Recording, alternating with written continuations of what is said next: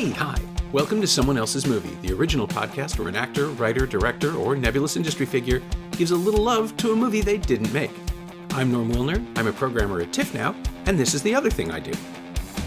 This Wednesday is National Canadian Film Day, and my guest is Michael McGowan, who's made a bunch of Canadian films, among them St. Ralph, One Week, and Still Mine. His latest, All My Puny Sorrows, is an adaptation of the novel by Miriam Toews, starring Sarah Gadon and Alison Pill as sisters whose different personal trajectories have done nothing to affect the bond between them. It's now playing in Toronto, Vancouver, and Montreal, and it opens in Winnipeg this Friday. Michael picked Good Will Hunting, Gus Van Sant's 1997 drama starring Matt Damon as a troubled South Boston kid who's also a secret genius. It catapulted Damon and his co-writer and co-star Ben Affleck to superstardom, and, they're both kind of great.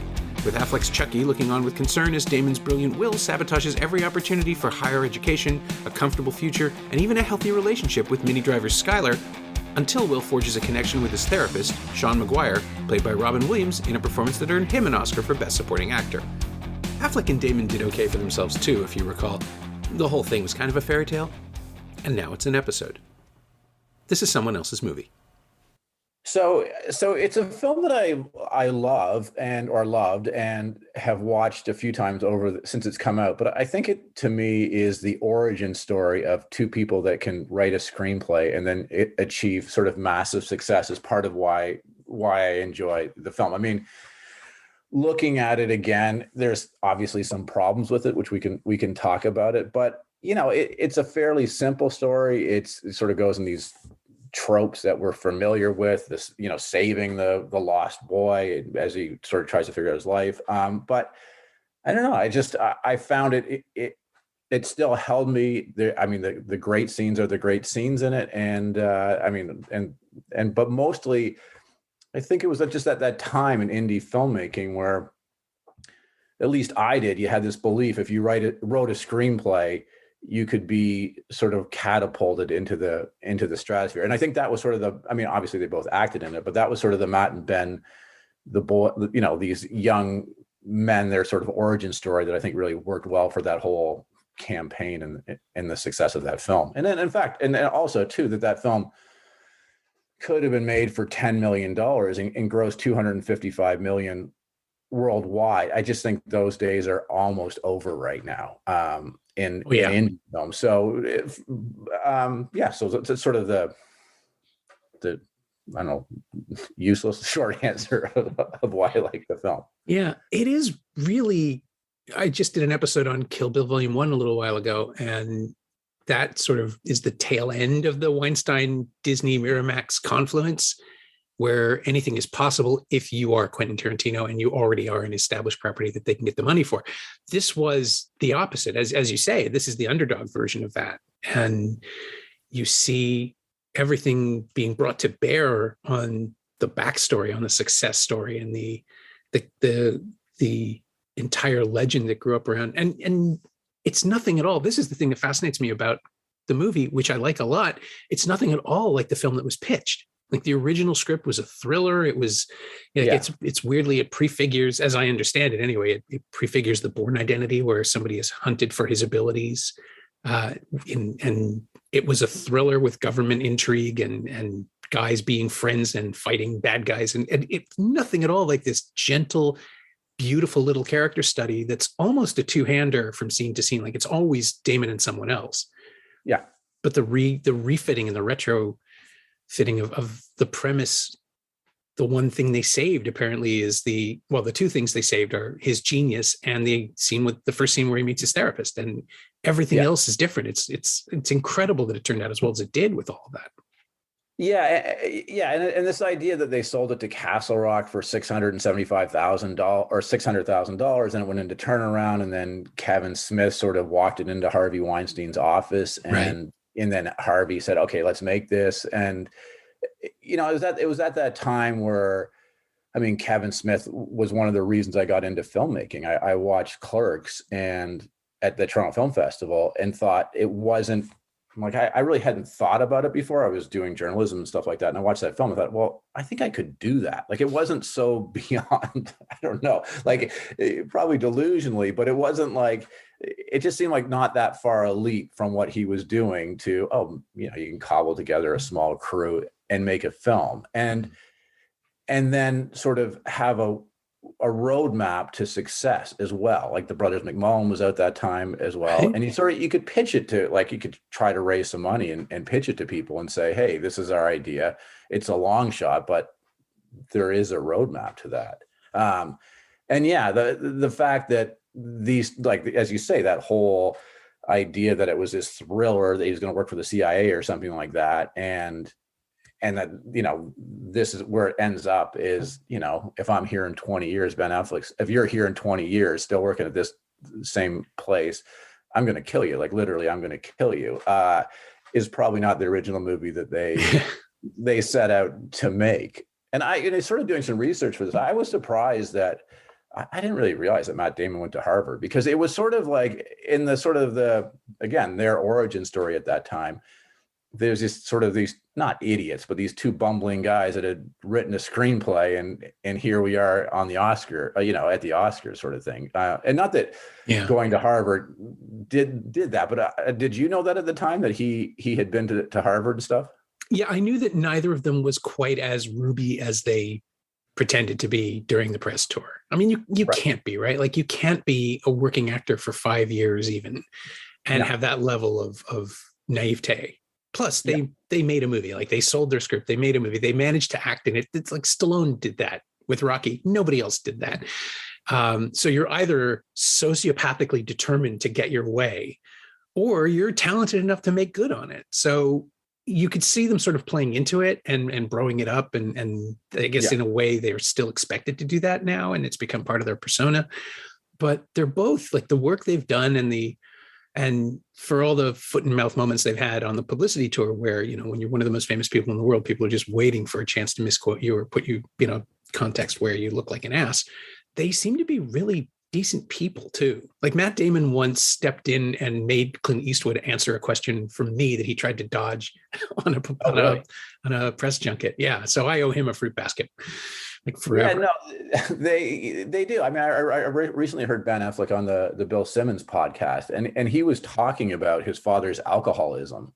And this is like, I don't know, maybe I 4 months ago, 6 months ago or whatever, and how his father would show up hammered to his baseball games. And this sort of, and then you watch Good Will Hunting and you see the baseball game and you see the drinking, you see all that. And even though they weren't sort of, maybe they were, but Southie born and bred, because they both had Harvard connections and, Sure. But there was a truth in that they obviously wrote in there from their own experiences.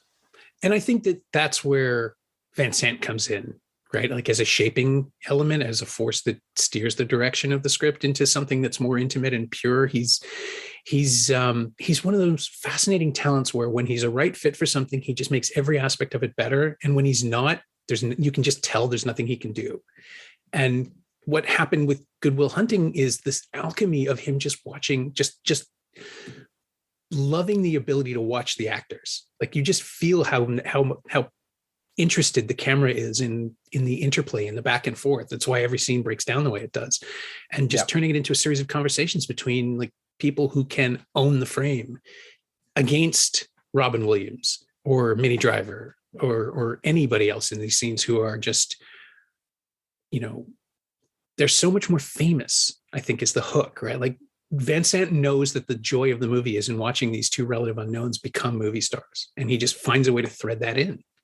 That's interesting. I mean, well, yeah, I mean, they had obviously done stuff before, but in watching the filmmaking, there's one scene in in Robin Williams' office, and it was a long one. I forget which one it was, but they kept crossing, like, the dolly kept moving back and forth across the axis. And that to me seems like such a almost late 90s. Like, I kept thinking, why is he moving the camera back? Why are we on this side? And now why does it go on this side? Like, what reason was he doing that for? And I mean, I agree with you. I think that the way it was framed was like, he let the actors, it's not a flashy movie. Probably the flashiest part of the whole sort of flashy is the title sequence, where those, I don't know, that prism stuff and everything else.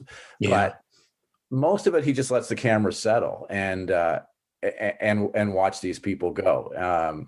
The one thing that I found, I don't know what you've like watching it again, I found the score, even though it was nominated for an Academy Award, I did not like the score. I felt it was so over the top in parts that I kept thinking like, and it almost, again, I think it was far more the way to go. Then we're going to use orchestra. Danny Elfman was the composer. We're gonna have these big sort of orchestral moments. But a lot of times I felt like, maybe my ear is now more tuned to simpler, less demanding stuff. I mean, there was one shot when he was on the subway going, I guess, home or something like that. And it was just so big, but it was like, I'd rather find it in Matt Damon's face than have Danny Elfman hit me over the head with it. That felt like Weinstein to me. Like the movie needs to twinkle or people won't get it. This is something that's come up a couple of times and I never really know how to frame it, but for all the genuine physical harm Weinstein did to human beings, there's like a subsection of crimes against art that he committed over decades as running Miramax, for cutting 10 minutes out of every movie he released, to watching other things, post-production tampering, interfering with like overlaying a score on stuff. Here, I think because Van Sant was already established, he didn't get as much chance to do damage, but you can sort of feel the hand really heavily in the post choices, like the score. I mean, compared to the Elliott Smith track, right, which is so simple and pure, you have the music doing the work for you, just in case there are people who aren't, getting what's going on. His nickname, Harvey, in post-production. Yeah, Harvey Scissorhands. Yeah, that was the. Yes, I met that guy one time at the Toronto Film Festival, and we had some kind of. I had this film Still Mine, and so in those days, his underlings had seen it. So the thing was, we had to bring the Blu-ray to the Hazleton and wait, because Harvey, God forbid, he could actually go see the actual or would want to see it in the screen. So you bring the Blu-ray to the Hazel. I didn't ever meet him, but you just brought it there and wait and then pick it up.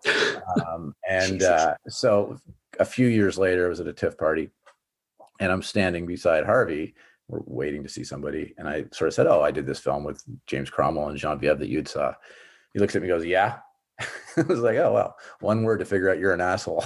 Yeah, that sounds about right. My only experience with him was in Cannes. And I was walking, Kate had come to stay for the last few days because, hotel room in the south of France, how do you not? Yeah. And we were walking up from the Croisette and he was blocking the entire street. And this isn't a fat joke. Like, he was occupying the space. Right. He was on a phone, yelling, bellowing into a cell phone, and just making sure everybody around him knew it and wouldn't, like, we actually had to circumnavigate him. We had to walk all the way across and get around. It was a little winding street, but he was making sure you couldn't get past him. And I just sort of shot up like an angry look at him and then kept going. And Kate's like, did you know him? It's like, that's Harvey Weinstein. And that was my only experience with him. And then you find out about all this horrible, horrible shit that's going on. It's just like, that actually tracks. And it's just repulsive that someone was allowed to attain that level of power. But again, right, like, that's how that worked in the 80s. You dominated and destroyed and people got out of his way or let him because they could draft on him and be successful. And it's been really nice to watch the people he coddled come out of it and still be able to do stuff without being stunted or damaged, like Tarantino and Rodriguez. And he protected a lot of filmmakers from making better films, I think, by giving them everything they wanted. But if you weren't part of his stable, he just didn't care and destroyed you.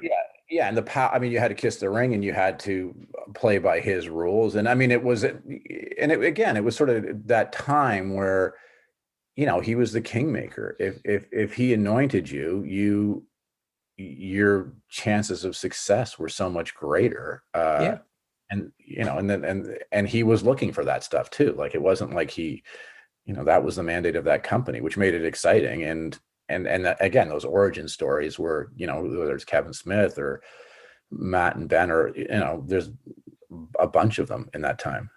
Yeah. And to have something come out of it and not be as tainted, let's say, because Shakespeare in Love the following year was the thing. Like, Good Will Hunting was, I think, the picture that, like, well, no, I'm getting ahead of myself, because the year before Good Will Hunting was The English Patient, right? So there's a ladder effect of him just doubling down and tripling down on Oscar contention. So Good Will Hunting is 97, Titanic is the monster. It wins a couple of Oscars, and deservedly so, but it energizes him to pursue, like, he really didn't become the maniac for Oscar Oscar Uber alles that he became until like 98, 99. So when was when was The English Patient? Because that won a bunch of Oscars for him, English right? Patient was his first Best Picture, I think. That was 96. Okay. Then 97, and his films in contention are Good Will Hunting, and there was another one. But Titanic won. And then the following year is when he just destroys Saving Private Ryan in order to get Shakespeare in Love the Best Picture Oscar. Right. With I think that was his first time that whisper campaigns really worked for Miramax, and then they just metastasized and everything got worse from there. Yeah, because he was the one that sort of tried to game the system, essentially, didn't he? Oh yeah, exactly. But in this case, you look back and these are awards that work. Like I'm fine with original screenplay because the movie stars always win that category, and especially if they act in them themselves. And Robin Williams, who we haven't mentioned yet, really is great. Like there's something about this performance that captures, and again, I credit it to Van Sant more than anybody else.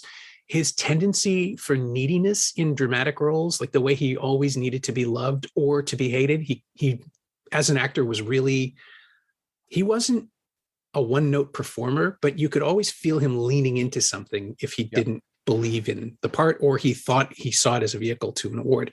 And Good Will Hunting, I don't even know when it becomes his character's story, but it's so graceful the way that the movie lets him take center stage, and his redemption is as important as Will's salvation. I think it happens when they look at the picture, and he goes, it's paint by number, and then he says, yeah, I know that, but look at the colors you choose, and you can see him just going. And his performance is interesting because there's an ugliness to it in some way. I don't mean it like there isn't. It's sort of like it's unvarnished, and it was interesting to me because he started. I can't remember the middle one, but he sort of had a tick where he started the first scenes and said chief, like ended all the scenes in chief, and I forget what the word in the middle one, sport. It was sport in the middle one, and then it was son at the end. And I was thinking, I wonder how much of that was scripted, how much, because they never intermingled them, but it was sort of a progression of, where he was going with his relationship with Will. And I do think that could have been quite maudlin, and it was verging on really riding the line between maudlin and believable or whatever, but there was enough integrity to it, and there was enough fucked upness about his own backstory that they it was complicated enough that you were always wondering where they were going to go with the relationship and how they're going to figure it out. And the fact that when Matt Damon asked him at the end, well, do you have experience in this, is like, it kind of breaks your heart, because you that's sort of when you go, okay, their origin stories are the same. It's not the Southie story, it's the abuse story. Mm-hmm. And that's a tricky line to thread through the whole thing, which I think they did such a great job of. Yeah. And the idea too, that these two men can be rescued by love, or that they believe they can be. Yeah. Because McGuire's wife is the reason that he became a better person, and the reason now that she's gone that he can't get out of the hole he's created for himself. But with Will and Skylar, the idea is that yes, he's brilliant and he's got an incredible memory and he can do almost anything he wants, but she's his equal anyway, that she just refuses to treat him as miraculous or special. And someone who can see you for the person you are rather than the skills you have, that seems to be the thing that saves Will, or at least the possibility of it. And I love the way that floats underneath all their interactions, that both Skylar and Will and McGuire's, that they're never, ever talking about it other than I'm going to go see about a girl, which is just so simple. And, I know writers who would kill to come up with something like that. Well, that's with every character. When you think of the Ben Affleck character, that's the reason he does not treat him as special. I mean, he says, like, you got to smarten up, you idiot, like basically as a friend, not as a genius, but like, come on, man, like you can't be taking this route. But it's the same thing.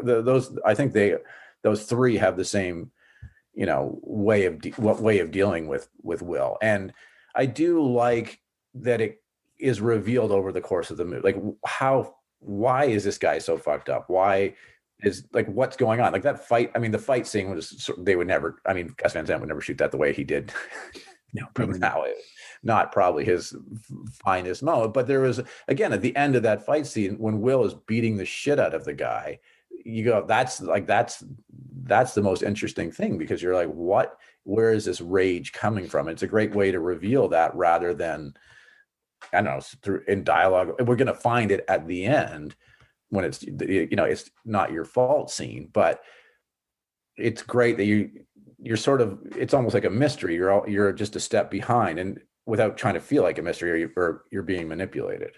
I mean, now you just insert a reference to somebody being in prison, or someone having, been away for a while, just to imply that there's a darkness in Will's background. But he's so in denial that the film is almost afraid to approach it, which I think is great. Like it's a beautiful way to bring it out at the end and make it feel organic to us, while not surprising. Because as you say, we've seen the rage, we've seen the things that have clouded his life. We just don't know what they are. And again, like, Damon is so good at withholding. And I think no one gives him credit for the performance in this film, even now. Like, he's, the mythology of it is that they flipped a coin, that it could have been Affleck playing really? Will. Yeah, this is the story they were telling anyway, that it could have been Affleck playing Will and Damon playing Chucky.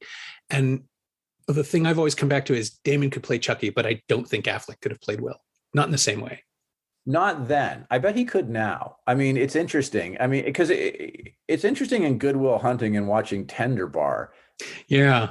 There's a lot of similarities. I feel like, I mean, Good Will Hunting, I feel is a much better film, but there's, here's the car at the end. There are a lot of sort of tropes that they're echoing. And there's something about Ben Affleck's, I think he could play it now. I mean, obviously he can't play it 20 years now, but I agree. He was too much. He was also too much the guy that was in Dazed, or whatever his name was in Dazed and Confused. He, like, you could see the echoes of the frat bro meathead, whereas Damon, you believed he was a genius, and you believed he was totally fucked up, but yet had a heart of gold in some ways. Like, it wasn't his fault. Well, as they say, it wasn't his fault. Yeah. And it's not, it's true. It's not Affleck's fault that he would have been unconvincing then. And I think you're right now. I think now he could play McGuire, which would be really interesting as a thought experiment. Yeah, he's incredible. I mean, you think of that guy's career. I mean, you think of like a film like Argo, which, just what that took, and the tone of that, and his performance in that. And it's like, he's obviously made a Murderer's Row shitty films, but he's also, a highly intelligent guy who thinks about things. And I feel like just his life experiences too. It's true. I don't mean to denigrate Affleck as an actor at all. I think, I do think actually in The Tender Bar that his feature length impersonation of George Clooney is amazing. Like, he's internalized all of Clooney's direction, and also is reflecting that back at him. And nobody else was writing about it, which really shocked me. It's like, that is funny and interesting. Yeah. The way, like, he's throwing away the lines, and he's doing the thing with his forehead to kind of keep his eye line low, and just throwing, like, just snapping his dialogue off the way that Clooney does. And it's so clear that either they love this, the two of them, and they're just doing it to enhance the movie, or Affleck is just introducing something and Clooney is keeping it. But either way, it's kind of amazing that survived into a feature film directed by the guy who's being impersonated. But but it also shows his range. Like, he's never done a performance quite like that before. And in that moment, you can sort of see, if he'd had Clooney's career, he probably could have pulled it off. Yeah, and it's interesting, and it'll be interesting to see what he does, in the last third of his career. And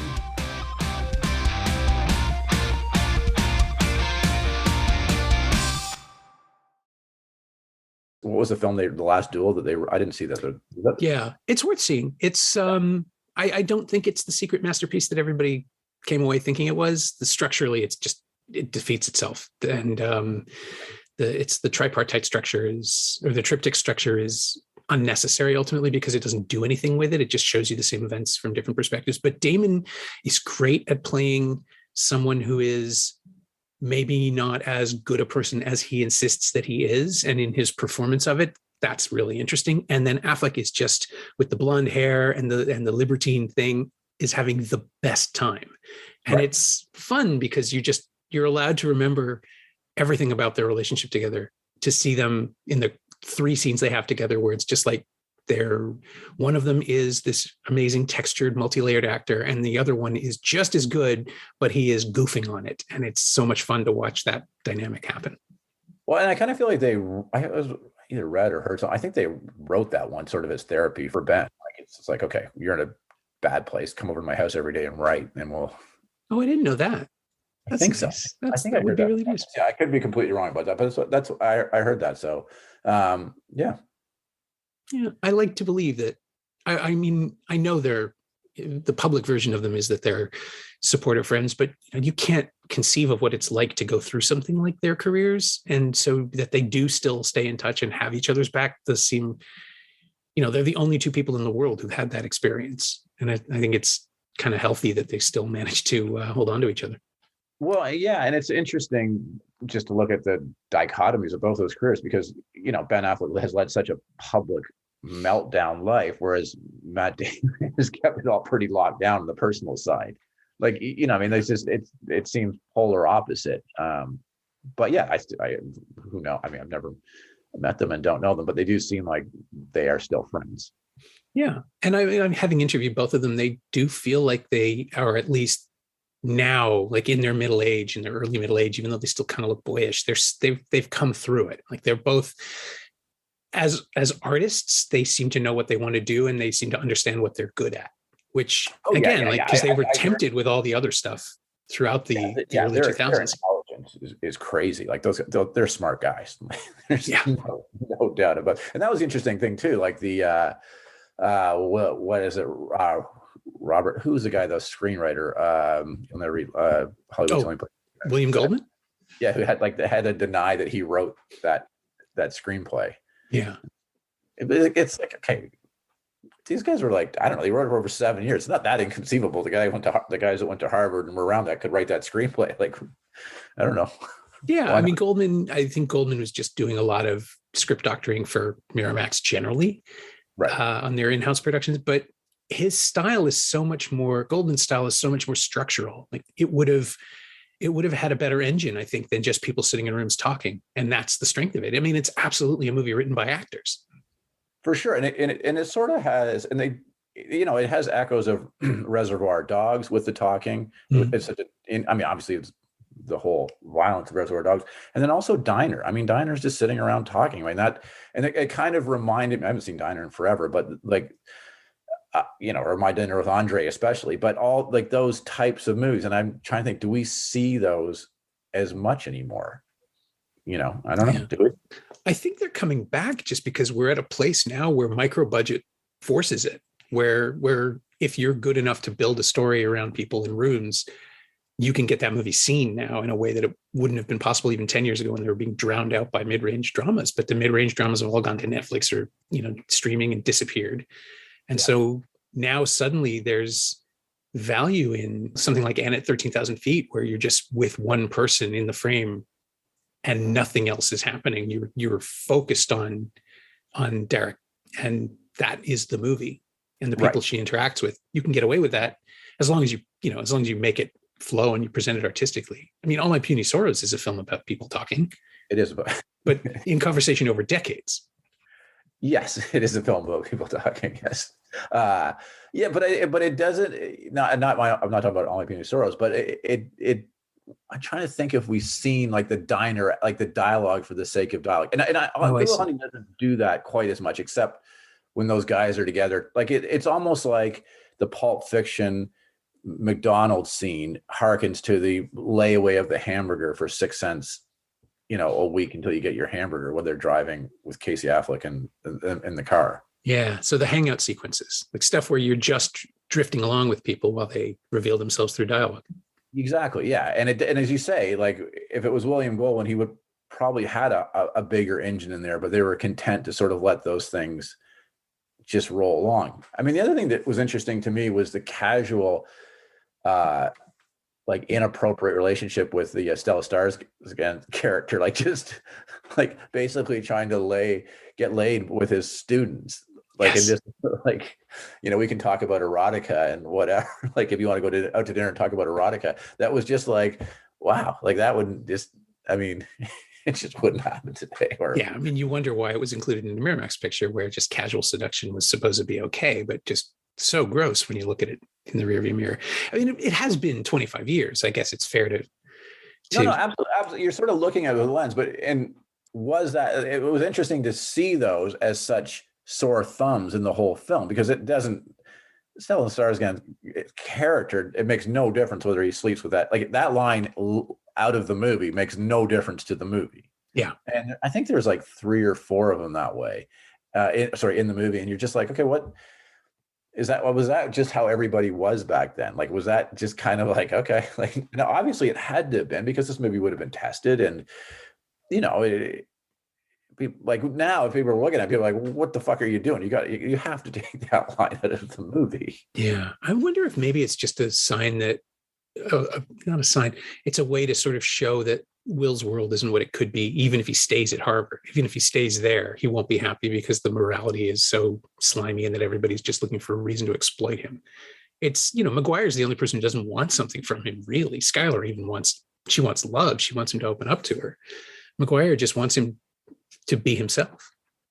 Right, but I think they did. I think they did it effectively when they had that party, when they told the Skarsgård character, hey, like, somebody solved the thing. But they started with a shot of the a cappella group, and then they went, like, it was so red ties, and it was so kind of not over the, it was over the top.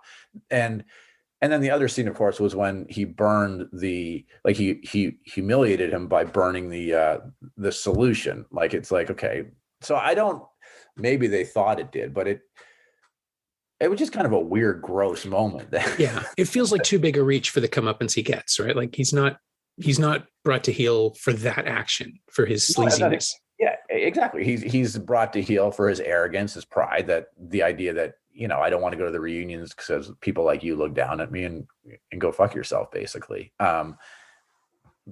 But there was a couple other references like that where you do sort of say, okay, well, that was made during that time, and that, I guess, was normal, because I don't think it was personally, I don't think it was a character.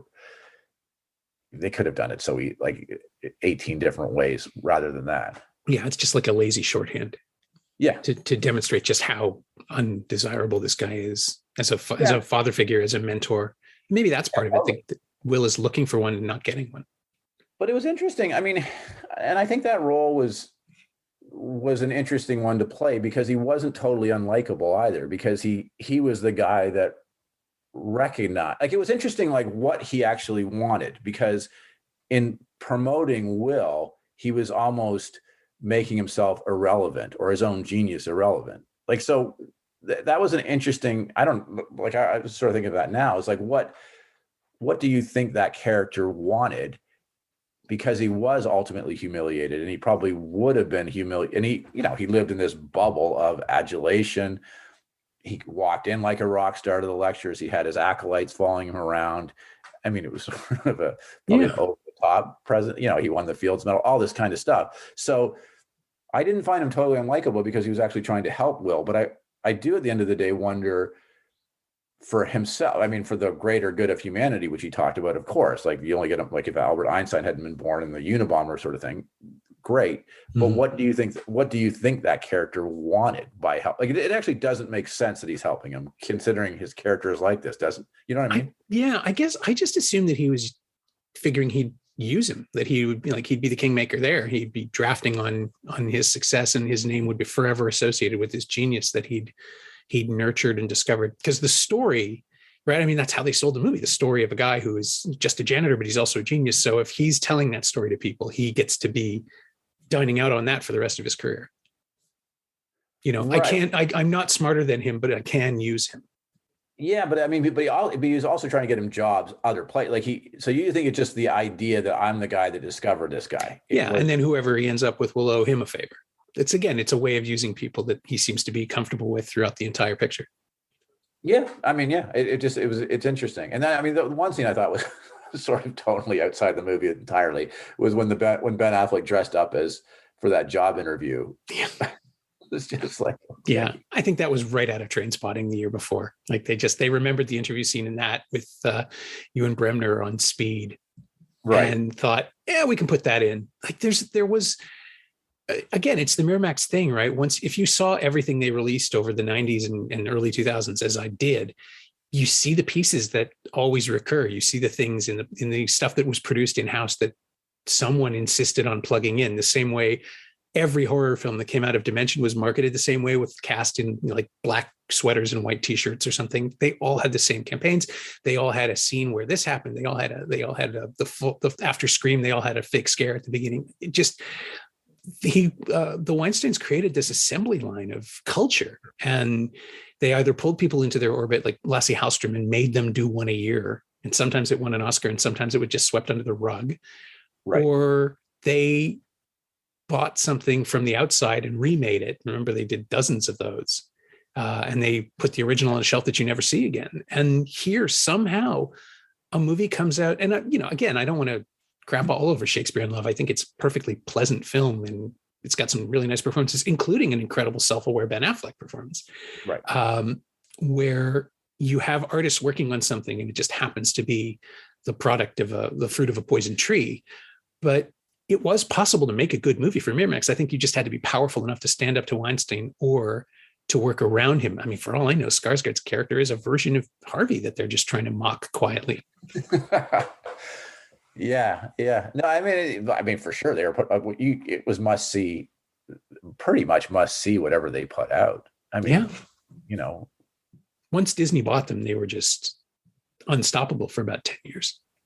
Yeah, and it is amazing that that's just all disappeared. And I don't think there's, I mean, obviously the industry and the economics have changed, but who would be the modern kingmaker today? I'm just trying to think. I don't think there is one, is there? Maybe A24, like as a stamp, as a brand, but not as an individual person. I don't think. No, and like Fox Searchlight, of course, like companies, yeah, but like sort of who's the, like it's not even like even at Netflix or Amazon or Apple that you can say, okay, well, here's the person. They exist, and I've met some of them, but it's not like, okay, here's, I don't know, like the John Scott or whatever, the producer or anyway, it's just more diffuse these days. Yeah. No, I think now, I mean, it's probably, God help me, it's probably Marvel, right? Like somebody gets picked to make a Marvel movie, Kate Shortland or Destin Daniel Cretton, and they're going to work forever. Even if it's not like you make a $1 billion comic book movie, you can make 5 indies right off of that. Right? It's are they? That's an interesting thing. Like is Chloe Zhao, is that how you pronounce her name? Is she?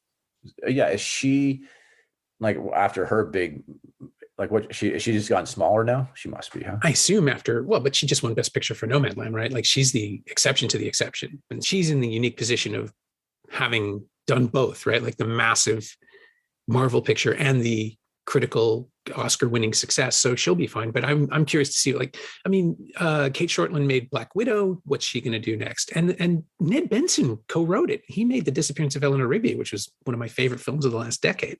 Right. And the idea that there's an interoperability there, that another film that was actually butchered by Harvey Weinstein. But the idea that you can drift back and forth now, and that's a viable career path if you get selected. Yeah. I mean, who knows what happens next? Yeah, I mean, it's interesting. Well, because David Benioff, the Game of Thrones guy, is like he wrote a great novel, City of Thieves, and I don't really know the timeline of that, but yeah, I think I think television is obviously drawing most of the talent right now, and we will always make movies, but yeah. Well, and television is where you get the hangout stuff, right? Television is where you can have 5 minutes of scenes interspersed in an hour-long episode of something where people just stand around and talk about pop culture over a burger. Yeah. So what do you think in the television equivalent is Good Will Hunting then? Oh, interesting. This is going to sound weird, but something like Gilmore Girls or Ginny and Georgia, where dialogue is valued, dialogue and interaction is valued more than plot progression. Like you can have an episode where nothing really happens, but people talk their feelings through. With the same quote unquote integrity as something like Good Will Hunting, do you think? I mean, if the right creator has it, yeah. I think so. Yeah. I mean, if you put it in the right. Have you seen Starstruck? Yeah, I'm loving it. I haven't finished the new season, but we're watching it right now. I think we have one left in season Yeah, 2. yeah. And that's Notting Hill, the series, right? Like it is exactly the same thing, but flipped in a way that makes it more interesting and also is compressed enough to run. You can watch the whole thing in one night. I was also going to suggest Mae Martin's Feel Good, which is on Netflix. It's a 2-season, 6-episode run from Channel 4 and Netflix. It's set in the UK, and Mae plays a version of themselves where, how can I put it? It's a love story. It's a romantic comedy disguised as well, actually, no, it's a love story about anxiety and depression disguised as a romantic comedy, but it's really smart about everything. And I did watch the first series in a single night, and loved it. And the second season is really just as good. It's different, but it's more about evolving past your problems. That's why I think it's coming up in parallel to Good Will Hunting, because they're both about protagonists who are incredibly good at what they do, but also really, really good at getting in their own way and self-sabotaging. Well, and that's to bring it to Us All My Puny Sorrows, of course. Well, that's the plot of All My Puny Sorrows. Yeah. So, I mean, to that end, really, because the podcast always wraps up the same way. Is there anything of Good Will Hunting that you borrowed or lifted or outright stole for All My Puny Sorrows? I'm trying to see it and I don't, but I guess the relationship between the two leads is sort of there. Yeah, but it wasn't on my radar because I had such strong source material. But I do think that, sort of going back to my original point, that this idea that you could go from obscurity to having a career, I think was something at that point that I was like, oh, well, maybe any of this is possible, which I think was the takeaway for me in trying to navigate my way through, or even think there was a possibility that I could navigate my way through. So, as you're always looking for whether, A, whether you're going to be relevant, B, whether anybody is going to care, and, C, where it's going to go. And I do think that even though that origin story was pretty fake and manufactured in a Hollywood way, it was something that I thought, okay, well, there is a pathway. Yeah. And if, Harvey Weinstein doesn't pick up your film, so much the better. Yes, exactly. He could have buried it. So it went to Samuel Goldwyn, and they did a nice job releasing it. So it was all fine. Yeah. Yeah. See, it all worked out. I was like, what would he want to see? Because Miramax could have easily structured an Oscar campaign for Cromwell around it, right? Like yeah, I think that. So it's always interesting when a film comes out, like, you write these things over a number of years and they go into production. You don't have any idea sort of what the landscape has. But when we were editing Still Mine, Amour was at Cannes, like it just as we were finishing. So that was May, and we were getting ready for Toronto in September. Mm-hmm. And I remember like with the editor, I'm like, I don't think the space is good enough, like, or big enough for 2 old people films. So he very well could have taken it and buried it, because I think they had Amour. No, that was Sony. That was Sony Pictures Classics. They might have counter-programmed it.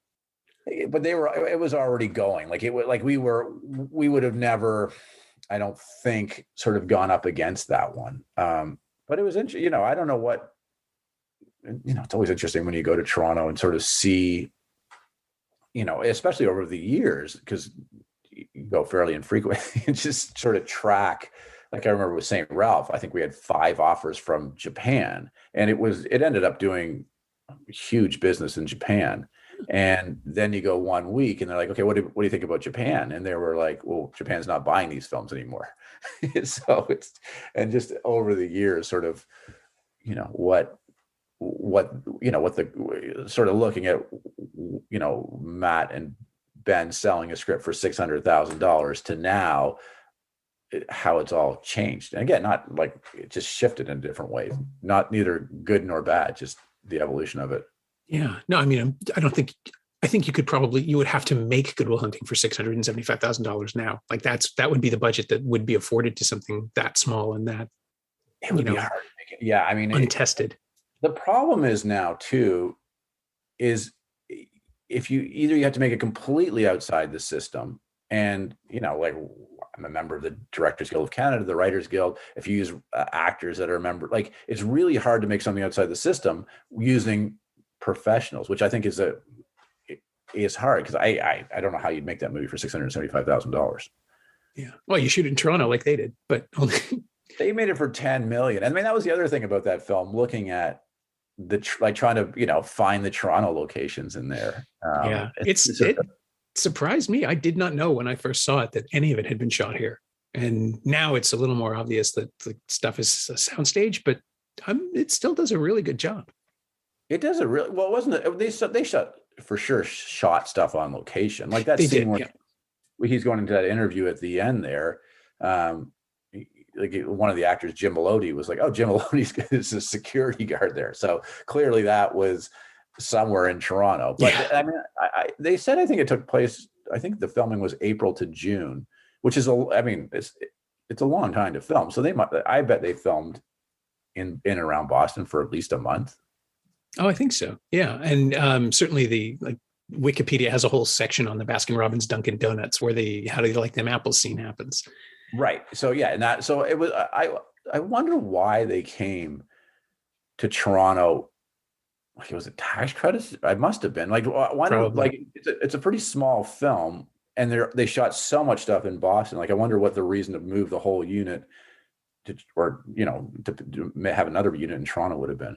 I think. Well, if Wikipedia is to be believed, it was because they couldn't shoot at Harvard. They were not Harvard did not at the time allow productions. And while, again, I don't know that this is true, but I love the idea that John Lithgow intervened to get them to license some space. But for the most part, they had to do U of T and Central Tech as lab locations and school locations for the interiors. Right. Yeah, I saw that. But you got to think there's I don't know, there's Boston University, Boston College, those aren't locations that are they're not specific to Toronto, certainly. So it was which is an interesting, I mean, it's more really in the weeds of a production decision. Like, what was the economics to be in Toronto? Yeah, it was probably just tax credits in the dollar. I mean, it was 1.4 at the time. You got a lot more for your dollar if you came to Toronto, I suppose. I don't know. It is a weird, of all the films that were shot, Spotlight did it too, but at least with the exteriors, you can recognize street signs and things. It's there's nothing that uses the city at all in Good Will Hunting. Like, you mean you can't tell what's Toronto, essentially, is what you're saying? No, I mean, if I knew it would be interiors, if you told me that, then it's like, oh, that's a set. That's a set. I agree 100%. Because there was one scene where they're in the back alleys. I'm like, did they shoot this, say in the Annex or something like that, or College Street? But it's I don't know. No, I agree. There wasn't one where you'd go, okay, when Jack Reacher was shot in Toronto and it was for Atlanta, and they did a great job making it look like Atlanta, but you can go, okay, I know where that is. There was the Amazon show, yeah. Guelph. Yeah. There wasn't one scene in Good Will Hunting that I could have gone, okay, that's Toronto. No, it doesn't. We are truly invisible in that film, which is, I guess, good. I think so, yeah, because it was definitely a Boston film. My thanks to Michael McGowan, whose new film All My Puny Sorrows is now playing in Toronto, Vancouver, and Montreal, and opening in Winnipeg on Friday. Go catch it on National Canadian Film Day. That'd be nice. Thanks also to Bonnie Smith. She knows what she did. Michael's not on Twitter, but you can keep track of his movie at Mongrel Media, all one word, and you can find Good Will Hunting on Blu-ray and DVD from Lionsgate in the US and Entertainment One in Canada. It's also streaming on Netflix, Crave, and Super Channel in Canada, and on HBO Max and DirecTV in the US, and of course it's available to rent or buy on most VOD platforms. As always, you can find me on Twitter at Norm Wilner, and you can find this podcast on Twitter at Semcast, S-E-M-Cast, and on the web at someoneelsesmovie.com.